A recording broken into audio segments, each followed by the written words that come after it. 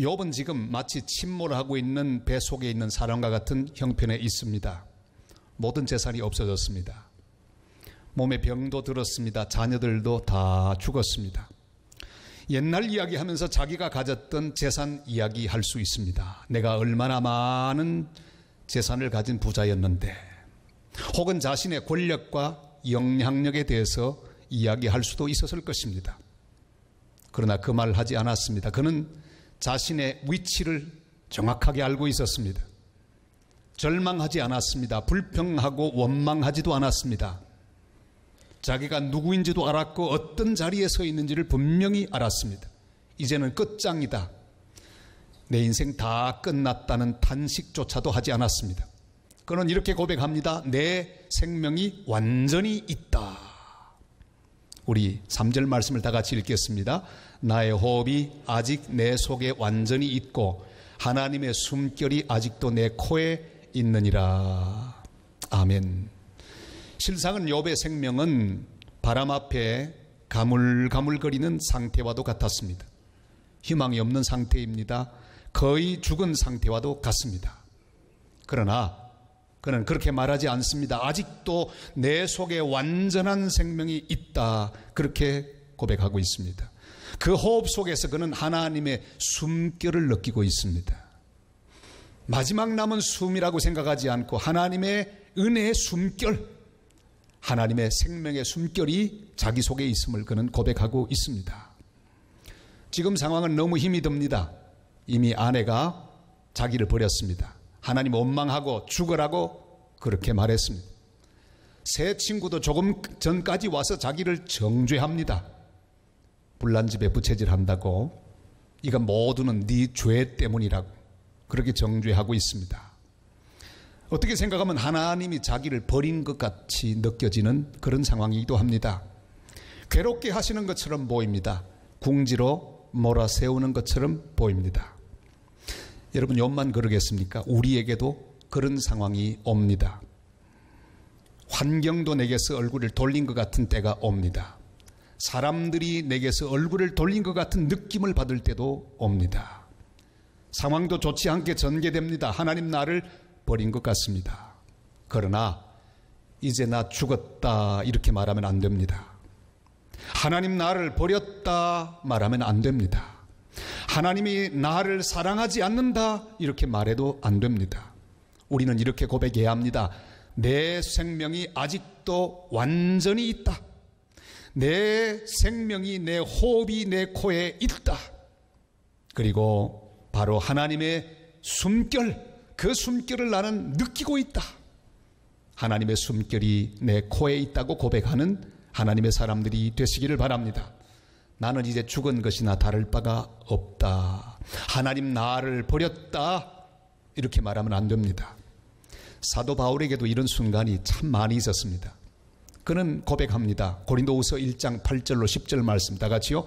형제들아, 우리가 아시아에서 당한 환난을 너희가 모르기를 원하지 아니하노니 힘에 겹도록 심한 고난을 당하여 살 소망까지 끊어지고 우리는 우리 자신이 사형 선고를 받은 줄 알았으니 이는 우리로 자기를 의뢰하지 말고 오직 죽은 자를 다시 살리시는 하나님만 의지하게 하심이라. 그가 이같이 큰 사망에서 우리를 건지셨고 또 건지실 것이며 이후에도 건지시기를 그에게 바라노라. 아멘. 사형 선고를 받았으면 죽은 것이나 다를 바가 없습니다. 이제 살아있지만 곧 죽을 것입니다. 그러나 바울은 숨을 쉴 때마다 하나님의 숨결을 느끼고 있습니다. 오늘도 하나님 은혜 가운데 우리가 숨을 쉬고 있습니다. 여러분, 이 숨이 그냥 보통 숨이 아닙니다. 하나님의 숨결입니다. 하나님의 은혜로 이 숨을 쉬고 있습니다. 내가 숨을 쉬고 있다는 사실은 하나님 아직도 나를 사랑하시고 하나님의 은혜가 내게 있다고 하는 확실한 증거가 될 것입니다. 하나님 은혜 안에서 우리의 생명이 온전한 것을 의심하지 않는 그런 하나님의 자녀들이 되시기를 바랍니다. 기독교 미술가 워너 살만이라는 사람이 있었습니다. 폐병이 들었습니다. 결핵이죠. 옛날엔 결핵을 죽는 병으로 생각했습니다. 거기다가 그는 임팟은 암에도 걸렸습니다. 의사는 시한부 선언합니다. 이제 당신 3개월밖에는 못 삽니다. 그는 고민하고 또 생각해 봅니다. 석 달밖에 남지 않은 생명을 어떻게 쓸까? 그는 결심합니다. 두 가지 결심하는데, 하나는 마지막 순간까지 감사하기로, 하나님 앞에 감사만 하기로 결심했습니다. 또 하나는 하나님 앞에 약속했던 걸 다 지키기로 약속했습니다. 그리고 또한 사람들과 약속했던 것도 다 지키기로 그렇게 마음의 결심을 했습니다. 매일매일 매 순간마다 감사합니다. 하나님 아직도 생명을 주시니 감사합니다. 감사합니다. 하나님 앞에 작정한 것 모두 갚았습니다. 사람들과 약속했던 것, 자기 아이들과 약속했던 것을 다 이행했습니다. 이렇게 남은 3개월을 살았는데도 아직도 죽지 않았습니다.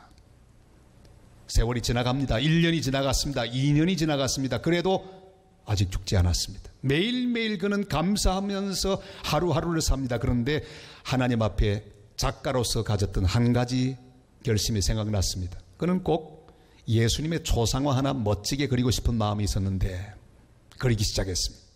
그렇게 탄생한 그림이 바로 이 그림, 예수님의 얼굴, Head of Christ라고 세계 널리 퍼져 있는 이 그림은 그렇게 탄생했습니다. 마지막 상황에도 내 생명이 끝났다고 말하지 않고 하나님 은혜가 내게 있다, 하나님의 숨결이 내게 있다고 생각하고 믿음으로 고백하는 사람, 이렇게 멋진 작품을 만들어낼 수 있었습니다. 사랑하는 여러분, 내 생명이 경각에 달렸다고 그렇게 말하지 마시기를 바랍니다. 어떤 경우에도 나는 다 죽어간다, 그렇게 말하지 마시기를 바랍니다.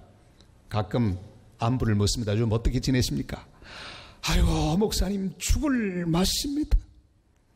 살아있어도 사는 게 아닙니다. 그렇게 말하지 마시기를 바랍니다. 대답할 말을 오늘 주님이 말씀하고 있습니다. 내 생명이 완전히 있습니다. 제가 물을 때 여러분 대답하세요. 요즘 어떻게 지내십니까? 아멘.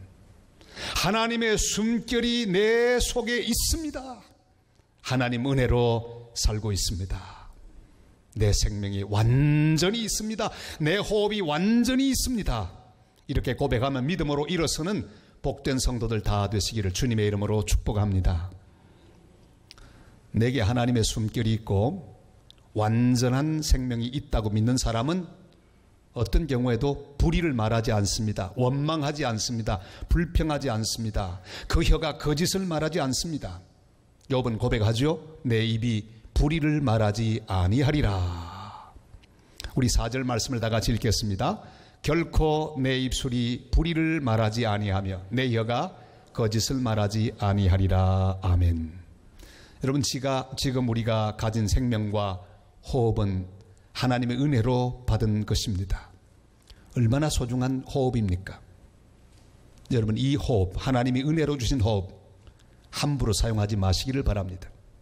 숨 쉴 수 있다고, 아직도 힘이 있다고 함부로 이 힘을 낭비하지 마시기를 바랍니다.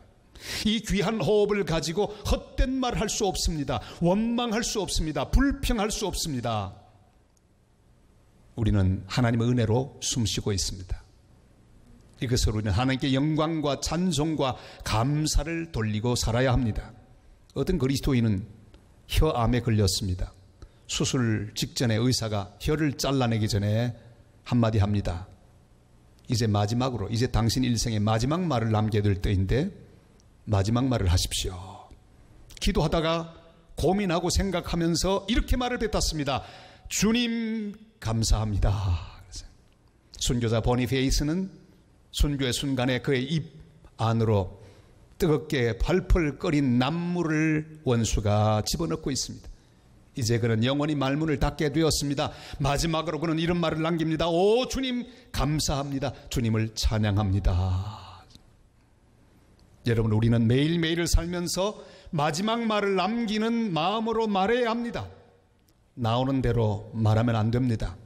너무나 짧은 인생을 우리가 살아가기 때문입니다. 축복하고 위로하고 살기에도 부족한 인생, 짧은 인생입니다.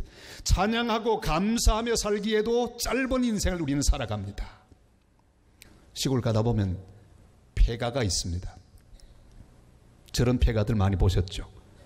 폐가가 왜 저렇게 되는 것일까요? 많은 사람들은 그 이유를 말합니다. 사람이 살지 않기 때문에 벌레가 사람 냄새를 맡지 못하고 와서 집이 저렇게 폐허가 된다, 그렇게 말하기도 합니다. 그러나 이유는 그게 아닙니다. 주인이 없어서 그렇습니다. 조그만 틈이 생깁니다. 비가 떨어집니다. 그러나 주인이 있으면 대번에 그것을 고칩니다. 문틈이 찢어져도 당장 그것을 바릅니다. 그러다 보면 집은 깨끗하게 유지될 수 있습니다. 그러나 주인 없는 집에는 조그만 흠이 생겨도 고칠 사람이 아무도 없습니다. 그리고 집은 쇠락해집니다. 우리의 삶도 마찬가지입니다. 조그마한 구멍도 방치하면 곤란합니다. 내가 한번 불평하는 것은 마치 내 집에 구멍 하나 난 것과 마찬가지입니다. 허락하지 말아야 합니다. 원망을 허락하지 말아야 합니다. 불평을 허락하지 말아야 합니다. 내 입에서 저주가 나오는 것을 허락하지 말아야 합니다. 함부로 문틈이 벌어지는 것을 허락하지 말아야 합니다.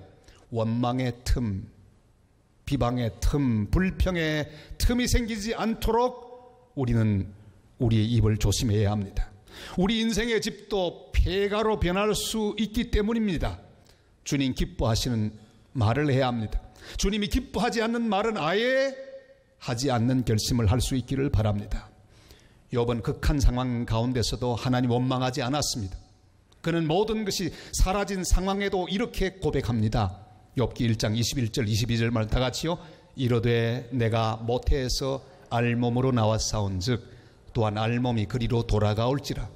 주시니도 여호와시요 거두시니도 여호와시오니 여호와의 이름이 찬송을 받으실지니이다 하고, 이 모든 일에 욥이 범죄하지 아니하고 하나님을 향하여 원망하지 아니하니라. 아멘. 사랑하는 여러분, 어떤 경우에도 우리의 입에서 이런 말 나오는 걸 허락하지 말아야 합니다. 하나님 살아계시면 왜 이런 일 생기지? 그거 참 이상해. 여러분, 상황이 우리를 자꾸만 그런 말 하도록 인도합니다. 내 감정이 자꾸만 그런 말 하게 만듭니다. 그러나 입을 지켜야 합니다.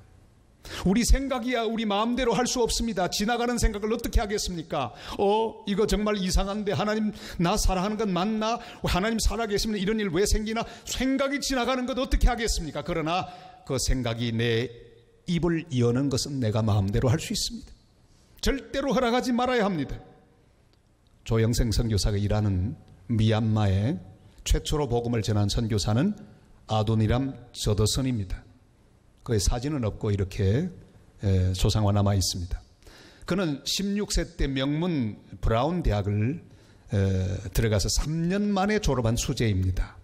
창창한 앞길이 열려 있음에도 불구하고 그는 가난과 전염병이 창궐하고 있는 미얀마로 선교사로 갔습니다. 모두들 기대하고 있습니다. 하나님이 어떻게 역사하시는지 다 보고 있습니다. 그런데 제일 먼저 닥친 것은 사랑하는 아내가 죽는 일이었습니다. 얼마 뒤에 아이들이 죽어갑니다. 재혼의 한 아내가 또 죽었습니다. 아내 둘이 죽고 그리고 또한 아이들 6명이 전부 죽었습니다. 그뿐이 아닙니다. 영국과 버마가 전쟁하고 있는데 영국의 첩자로 오해를 받아 감옥에 갇혔습니다. 쇠사슬에 매어 감옥 속에 2년 동안 투옥되었습니다. 오물 구덩이 속에서 수많은 핵충들과 함께 살지 않으면 안 됐습니다. 하고 싶은 말이 많았을 것입니다. 여러 생각들이 지나갔을 것입니다. 하나님 살아계시면 왜 이런 일 생기나? 왜 하나님 나를 돕지 않으시나? 왜 나를 가만히 두고만 보시나? 그러나 그는 한마디도 불평하지 않았습니다. 원망하지 않았습니다.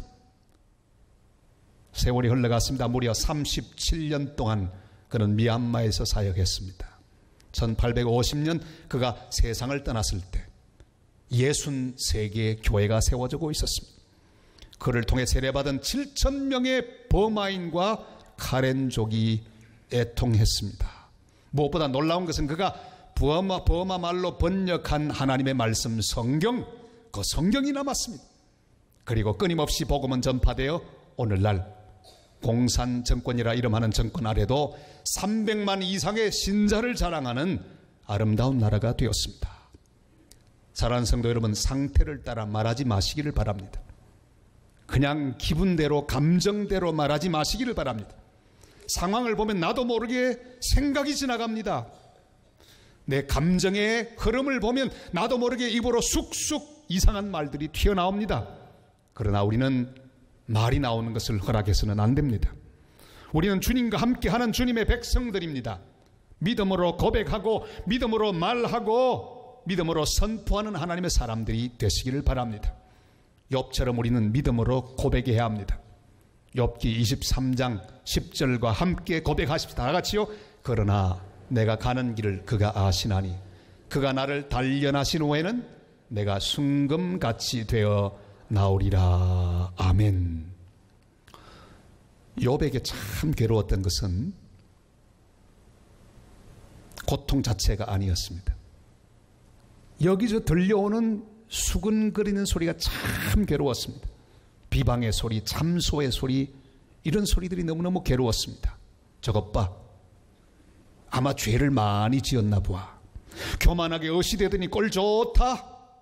아마 우리 모르게 나쁜 일 많이 했던 모양이야. 사람 팔자 알 수 없어. 떵떵거리더니 꼴 좋다. 여기저기서 수근수근거리는 소리, 참소하는 소리 들었습니다. 그러나 그는 고백합니다. 내가 참소의 말을 듣지 않으리라 그랬어요.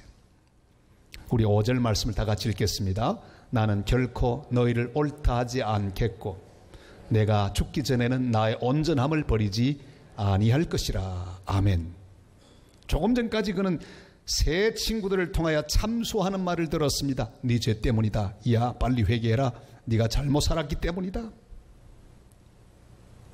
그는 그 말을 들으면서 아마도 그의 심장 속을 후벼파는 고통을 느꼈을 것입니다. 그의 귀를 후벼파는 그런 고통을 느꼈을 것입니다. 자기가 지금까지 잡고 있던 모든 것들이 와르르 무너져 내리고 있는 것을 경험할 수 있었을 것입니다. 그러나 그는 결심합니다. 더 이상 참소의 말을 듣지 않기로 마음을 먹었습니다.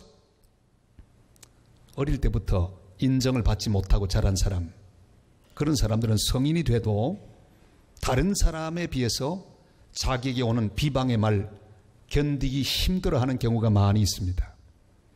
그를 향해 칭찬해도 칭찬의 말은 믿지 않고 비방의 말을 먼저 믿습니다. 한마디만 비판해도 그 비판의 말 때문에 힘이 다 빠지게 되는 것을 경험합니다. 그래, 내가 그렇지 뭐. 난 한심해. 저 사람 말이 맞아. 난 형편없어. 희망 없어. 나는 뭐 되는 게 없는 사람이야. 여러분, 사람들은 다른 사람이 나에게 하는 말에 너무너무 많은 영향을 받습니다. 그런데 더 큰 문제는 하나님이 매 주일마다 주시는 말씀보다 사람들이 내게 던지는 말에 내 마음이 더 많이 흔들립니다. 하나님 말씀을 믿는 것보다 사람들의 말을 더 믿는 경우가 많이 있습니다. 여러분 잘 기억하십시오. 사람이 뭐라고 말하든지 그 말에 여러분 마음 흔들리지 마시기를 바랍니다. 더 중요한 것은 하나님 말씀이 내 마음속에 들어와야 합니다. 그 말씀을 신뢰해야 합니다. 참소하는 말, 그 말 사람들의 평가에 내 마음이 흔들리면 안 됩니다. 주님 말씀합니다. 너는 내 것이라. 내가 너를 세운 것이 아니냐. 마음을 강하게 하고 담대히 하라. 두려워 말면 놀라지 말라. 내 하나님 여호와가 너와 항상 함께 하느니라. 이 말씀을 듣고 아멘 하고 일어난 후에 나를 비방하는 한 사람의 말만 들어도 중심이 허물어지면 안 됩니다. 원수는 계속해서 우리를 향해 참소하는 말을 던집니다. 너는 죄인이야. 너는 자격이 없어. 너는 아무것도 할 수 없어. 차라리 그만두라. 그러나 우리 하나님은 우리를 향해 말씀하십니다. 로마서 8장 1절로 2절 말씀 다 같이요. 그러므로 이제 그리스도 예수 안에 있는 자에게는 결코 정죄함이 없나니 이는 그리스도 예수 안에 있는 생명의 성령의 법이 죄와 사망의 법에서 너를 해방하였음이라. 아멘. 사랑하는 여러분, 욥의 아내가 욥에게 하는 말, 이것은 사탄이 우리에게 하는 말입니다. 욥은 어떻게 말합니까? 그리고 욥의 아내는 어떻게 말합니까? 욥기 2장 9절로 10절 말씀 다 같이 읽습니다. 그의 아내가 그에게 이르되 당신이 그래도 자기의 온전함을 굳게 지키느냐? 하나님을 욕하고 죽어라. 그가 이르되 그대 말이 한 어리석은 여자의 말 같도다. 우리가 하나님께 복을 받았은즉 화도 받지 아니하겠느냐 하고 이 모든 일에 욥이 입술로 범죄하지 아니하니라. 아멘. 그렇습니다. 여러분, 참소하는 말을 듣지 마십시오. 여러분에게 다가오는 모든 부정적인 말을 접수하지 마십시오. 우리 하나님 말씀만을 들어야 합니다. 참소하는 말에 귀를 기울이지 않기로 결심하는 시간이 되시기를 바랍니다. 프랜시스 셰프 박사는 많은 책을 저술한 분입니다. 그리고 스위스 산골짜기에 라브리 공동체를 세워서 세계 모든 기독교인들, 비기독교인들까지도 쉬게 하고 복음을 듣게 하는 그런 귀한 일을 해왔습니다. 1984년에 돌아가셨죠. 수많은 그리스도인에게 영적인 영향력을 주었습니다. 그런데 그 러브리 공동체를 하는데 그 일이 쉽지 않았습니다. 많은 비용이 들었습니다. 어느 날 일을 맡아 있는 실무자가 아침에 왔습니다. 박사님, 이제 돈 다 떨어졌습니다. 아침 먹을 것도 없습니다. 빵도 없습니다. 어떻게 하면 좋죠? 그의 머릿속으로 온갖 생각이 다 지나갑니다. 이제 끝이로구나. 돈이 없어 일 못하겠구나. 안 되겠다. 어떡하나. 무슨 힘으로 이 모든 일을 할까? 많은 생각이 지나가지만 그 부족함의 소리, 한계에 굴복하는 소리, 그만두라는 소리가 들려가지만 그러나 결코 그는 그 소리를 듣지 않았습니다. 그는 말합니다. 하나님이 채우실 것입니다. 그때 왁자지껄 하면서 한 무리의 젊은이가 빵과 버터, 우유 이런 잼이 가득 든 보따리를 들고 공동체 안으로 들어왔습니다. 자초지종을 들었습니다. 1년 전부터 그들은 영국에서 라브리 공동체에 오기 위하여 돈을 모으고 준비를 했다고 합니다. 그리고 어제 비행기를 타고 바로 이 시간에 도착하게 됐다고.